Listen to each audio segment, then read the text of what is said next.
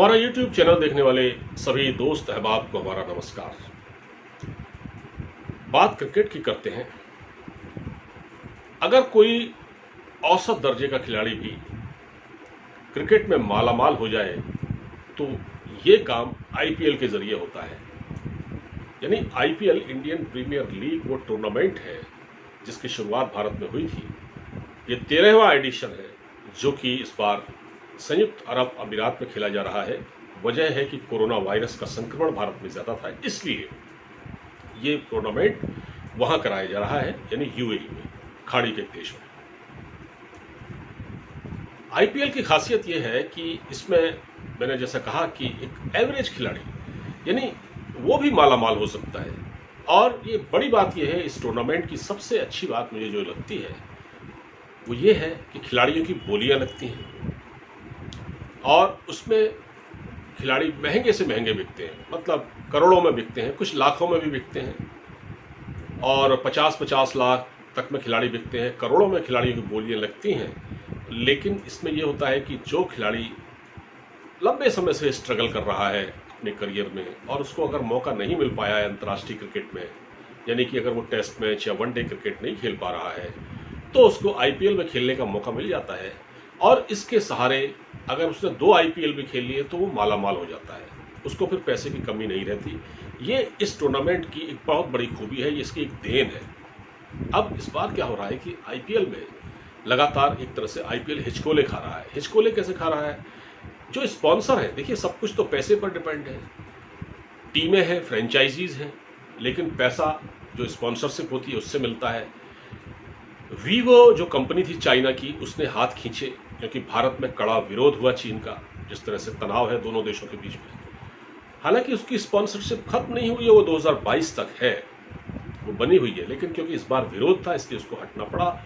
और वीवो सबसे ज़्यादा पैसा देती थी IPL को, यानी कि 440 करोड़ साल में। फिर दूसरा ग्रुप फ्यूचर ग्रुप। अब क्या हुआ है, फ्यूचर ग्रुप ने भी हाथ खींच लिए हैं और ये वाकया तब हुआ है जब टूर्नामेंट को शुरू होने में 1 महीना बाकी है लगभग। तो अब आप देखिए कि बीच जबकि पूरी तैयारियां हो रही हैं, सब कुछ तैयारियां हो रही है, बैठकों का सिलसिला जारी है, खिलाड़ी तैयार कर अपने आप को वार्म अप कर रहे हैं। महेंद्र सिंह धोनी और विराट कोहली जैसे खिलाड़ी अपने अपने टीम के साथ पहुंच चुके हैं। अबू धाबी, संयुक्त अरब अमीरात पहुंच चुके हैं। वहां के शेख जायद स्टेडियम में अभ्यास कर रहे हैं, सब कुछ हो रहा है। अभी तो उनका टेस्ट होगा वहां भी, फिलहाल कुछ दिन के लिए उनको क्वारंटीन करना पड़ेगा, उनके टेस्ट होंगे। मगर सवाल यह है कि अभी इस वक्त जिस तरह से स्पॉन्सरशिप वापस ली गई है फ्यूचर ग्रुप द्वारा, ये बड़े अफसोस की बात है। हालांकि ये कहा जा रहा है कि फ्यूचर ग्रुप शुरू में ये दलील दे रहा था, शुरू से ही IPL को, कि भाई हमारे पास पैसा नहीं है, इस बार कोविड-19 के चलते हमारी कंपनी की स्थिति अच्छी नहीं है, तो हम स्पॉन्सर नहीं कर पाएंगे। बात नहीं बनी, फिर एक ही रास्ता था कि उन्होंने छोड़ दिया। अब क्या हुआ कि एक ड्रीम 11 ग्रुप है कोई, उसको स्पॉन्सरशिप मिली है। वो ग्रुप इतना बड़ा नहीं है और उससे सस्ते में ही करार किया गया है, क्योंकि ये 228 करोड़ देता था।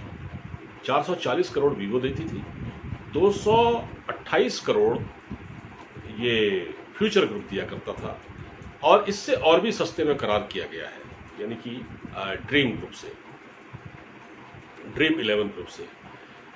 इसमें बाबा रामदेव ने भी बोली मतलब अपनी कोशिश की थी बात करने की, ताकि उनका पतंजलि पीठ भी इसमें हिस्सेदारी करे, इसमें स्पॉन्सरशिप ले, लेकिन बात नहीं बनी। ऐसा लग रहा है, अभी तक तो कोई उनको रेस्पॉन्स नहीं मिला है।